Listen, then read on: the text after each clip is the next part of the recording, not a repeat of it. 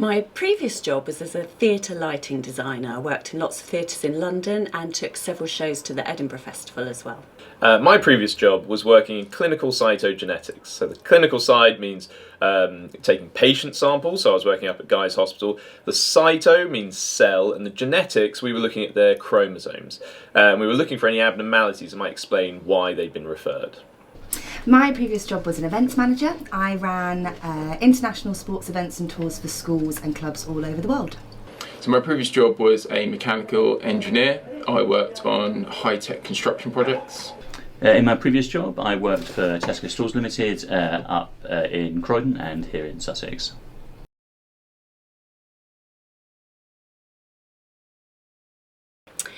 I think the strengths that were useful for this role were having a strong creative idea, a really good visual for what things should look like on the stage.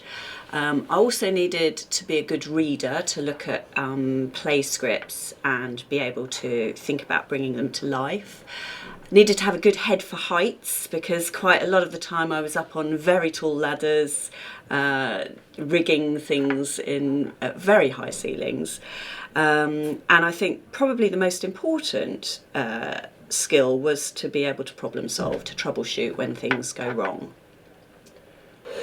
Strengths that I had that were useful for that role was really having quite good developed attention control. I had to focus for long periods of time, looking at the down the microscope, looking at the slides and making sure that I wasn't making any mistakes and resisting distractions. Strengths that were useful in the role were definitely excellent organisational skills, leadership and communication skills. My strengths as an engineer are so you need a lot of maths and science, but you also need to be able to communicate that maths and science to other people within your team. So working as an engineer, you work in a multidisciplinary team, so lots of different people with different backgrounds. And so you need to be able to communicate your design ideas to people who don't have strong maths or science backgrounds. So it's a combination of two things, yeah. The strengths I had that were useful for this role would include good customer service skills, so I was good at listening to what they needed and then to helping them to meet their needs if we were in a position to do so. Also, I had to be able to select the right people to join our team in the store and to order stock so as to maximise sales.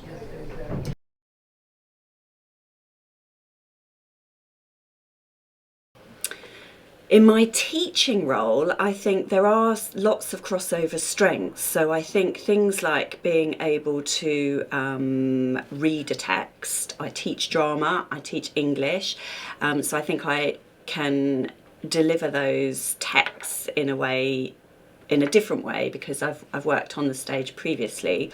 But I think probably the most important one is that problem solving, troubleshooting. So teaching, it's all about flexible thinking. So students arrive in my lessons and they don't always behave the same way. And so I have to be flexible and manage that. I also have to have quite a good working memory. I've got to remember a lot of information. I go from teaching year 7 chemistry to year 12 biology. And so having a good working memory really helps as well. In my current teaching role, the strengths that I use are being organised, being able to plan in advance and meet deadlines without a lot of stress. Being a good leader means I'm able to get the best out of those around me, and seeing other people flourish and do well is some of the best bits about the job. So the strengths that I use in my current teaching role are, so it's that communication skill, it's that ability to communicate those ideas about maths and science to other people who perhaps don't know about maths and science yet. So the strengths I use in my current teaching role, my students' results have been really strong, so hopefully I'm good at content delivery and also guiding students on how to answer questions and to complete assignments.